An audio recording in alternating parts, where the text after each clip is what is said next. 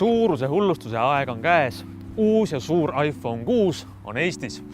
Tõsi küll, mitte ametliku edasimüüja juures, aga nõudlus selle legendaarse telefoni järele on nii suur, et mitu kaupmeest on valmis seda hinge hinna eest juba müüma.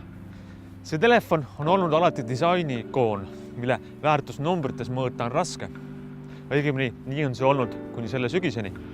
Apple raius ligi 7 aastat, et tehnika peab kohanema inimestega, meie kätega ja tegi sellepärast just nii väikse telefoni, nagu näiteks see mullune iPhone.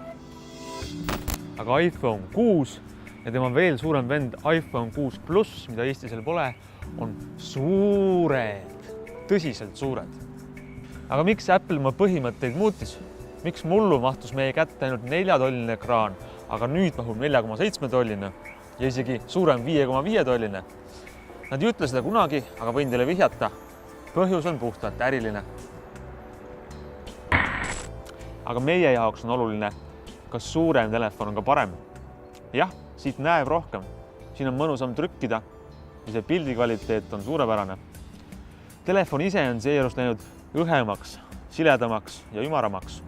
See näeb välja suurepärane, aga samas on ümarate servadega telefoni ebakindlam käes hoida. Suurel ekraanil ei ulata hästi ka pöidlaga tegutseda. Sellepärast on Apple ehitanud siia sisse naljaka triki. Puuduta 2 korda kodunuppu ja ekraan sõidab alla. Aga iPhone'i kaamera on seest suurepärane. See on lihtsalt kõige parem kaamera üldse. Ja peale vägeva pildikvaliteedi on siin igasuguseid lahedaid trikke, nagu näiteks 240 kaadrit sekundis aegluupvõte.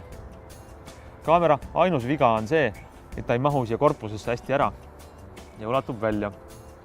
Kui telefon lauale asetada, siis puudutab esimesena pinda just see kaamera.